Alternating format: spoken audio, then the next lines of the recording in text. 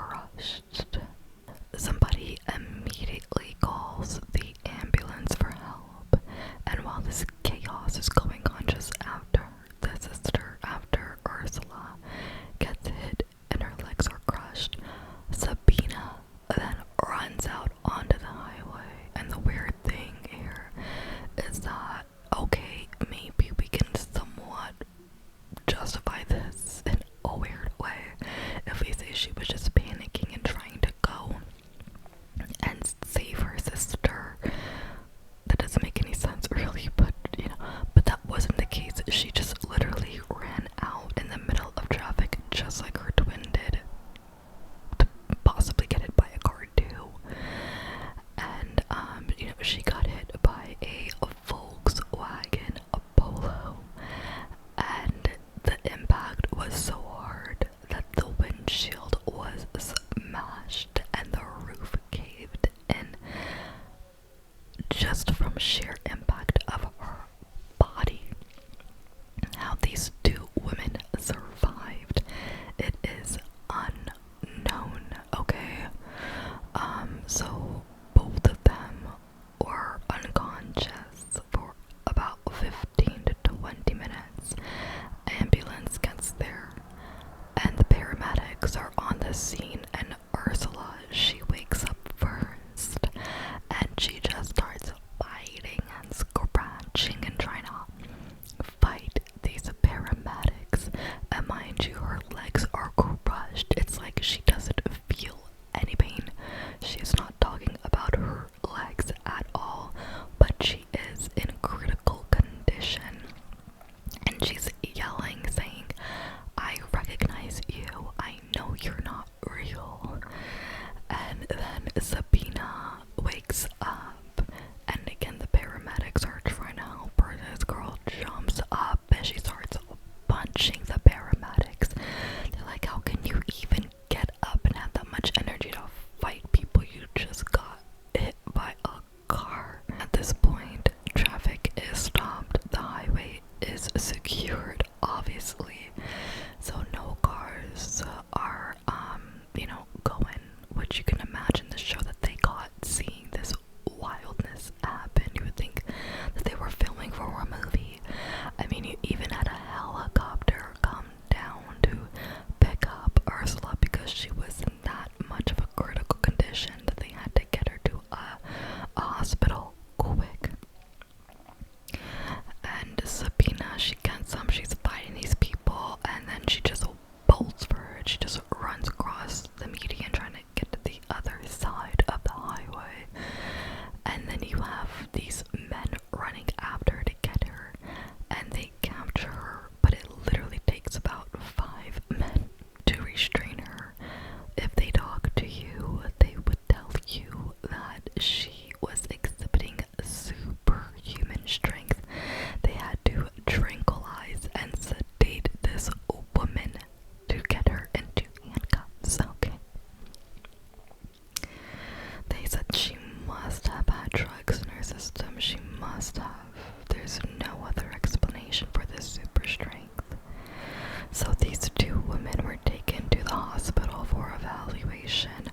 Ursula, of course, had major injuries with her crushed leg, so she had to stay there longer. Sabina was released into police custody, and what was so strange to them was that it seemed that Sabina had no care or concern for her sister. She was incredibly calm, almost too calm, eerily calm.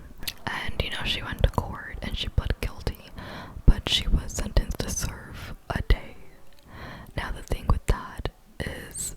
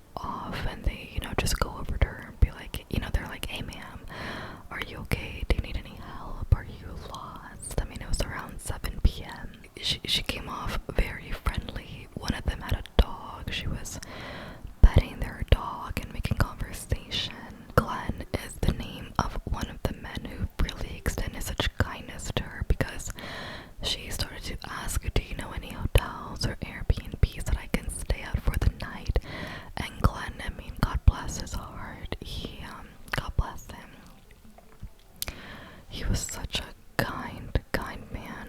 He said, you know what? Don't worry about that. Come and stay with me. Which, if you think about it, how many people would invite a total stranger who looks confused on the street into their home to stay for the night? Not many people would do that. And Glenn was not creepy. Glenn never tried anything with her. He was genuinely helping her. So they go back to, his house, and, he makes a cup of tea, and she explains that her sister is at a hospital, and she's just trying to find her sister. And Glenn said, okay, you know what, we're gonna deal with this in the morning. Just get some rest, and we'll start fresh in the morning.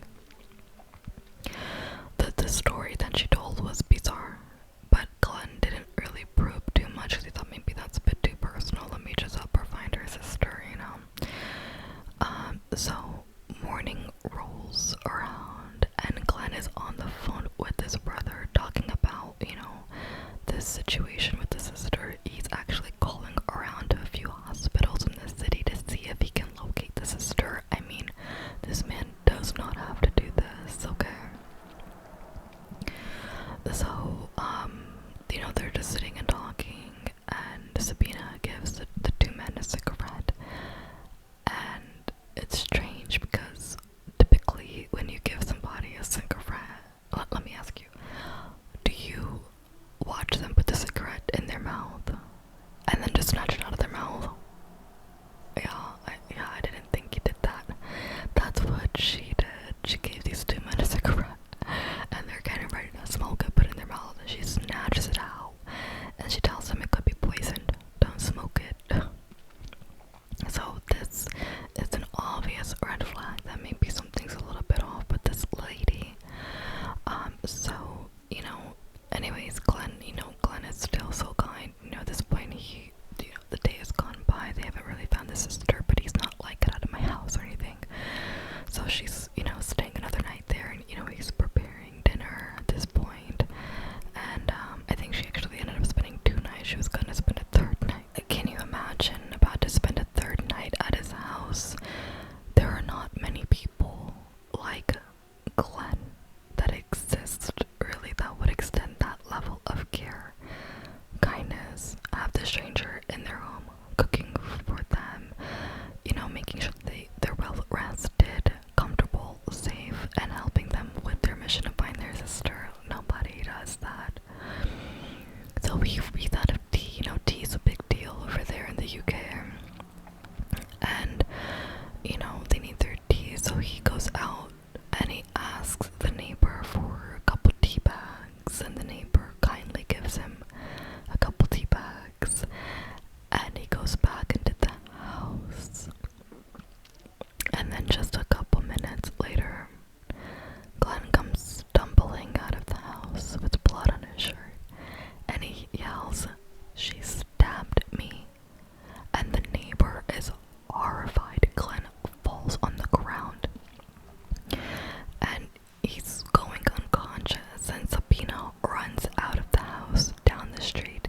She has a knife, not a knife, she has a hammer in her hand, and she's running, and then she'll stop and hit herself in the head with the hammer a couple times, and then she'll keep running, and then stop and hit herself in the head again a couple more times. And there was this man who was driving who pulled his car over because he's like, wait, I need to restrain this woman. So he gets out of his car, and he gets to Sabina, and he's wrestling her for this hammer, and she has a broken tile in her hand,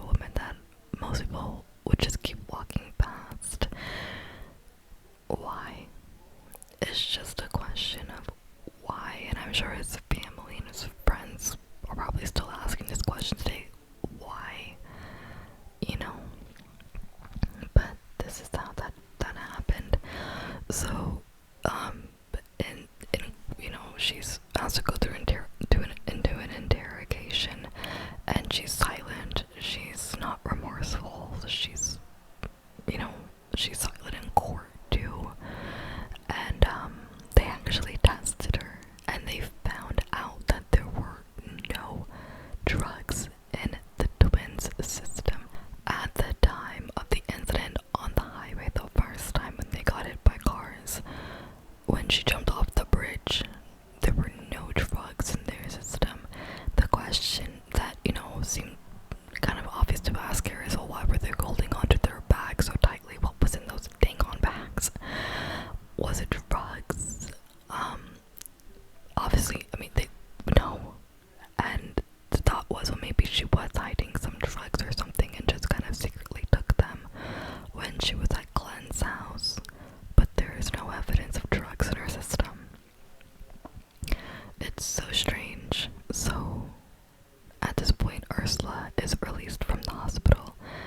And Ursula, she goes back to the United States to continue her life. And Sabina is in a court dealing with this case. And, you know, her team was basically saying that Sabina is a victim of a foliade. And specifically, Sabina is the victim because it originated in Ursula. Remember that Ursula is the one that visited Sabina. It's saying that Ursula was the primary sufferer of the foliade. And when she went to visit Sabina in Ireland, it transferred onto her as well, maybe causing the argument and causing their abrupt departure from the house, and then this craziness happened. But they are definitely saying that Sabina is the victim, not the primary sufferer of this strange psychological phenomenon. Apparently, Sabina was having auditory illusions at the time of the, you know, when she attacked Glenn. She went to prison because of manslaughter, but with diminished responsibility, meaning that she wasn't actually really in her right mind when this happened.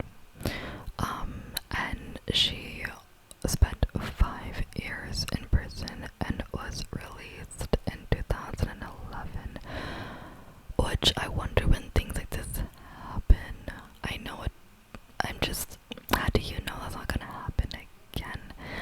Obviously, it was the first time it ever happened for these twins. How often does this? I think it's a rare thing. I think it is a rare thing, but it's just scary to know that she was released back and Sabina went back to Ireland with her family. Can you imagine? Her husband and his reaction to this, to all of this. Would you live in some level of fear of your wife? Would the kids live in some level of fear of their mother, knowing that maybe something will go wrong psychologically again, and one day they are just not safe because of how quick that switch happened? You know, it's just 1 minute everything's okay, and the next minute she's off the rails. I'm thinking, thank goodness. No, not even thank goodness. There's no thank goodness in this. I'm just thinking, what if these two took her family's life, took Sabina's husband and kid's life because of their state? You know, this literally led to her taking somebody's life for absolutely no reason. He was making them dinner. A kind soul. Nothing provoked her to do that. She just did it. Was to say that she couldn't just have done that to her husband and to her kids. Released in 2011. It's just wild. It's so scary. It's so scary. I've covered a couple of cases where people have committed crimes and it was later found out that they had some kind of a brain injury that changed their personality, that made them into something incredibly terrible that you don't want to come across, or some unknown tumor that changed their personality again, and they didn't even understand why they had to do these things, but requested a medical exam after they were no longer here to figure out the cause. I mean, it's just insane. Thank you guys so much for watching this video. See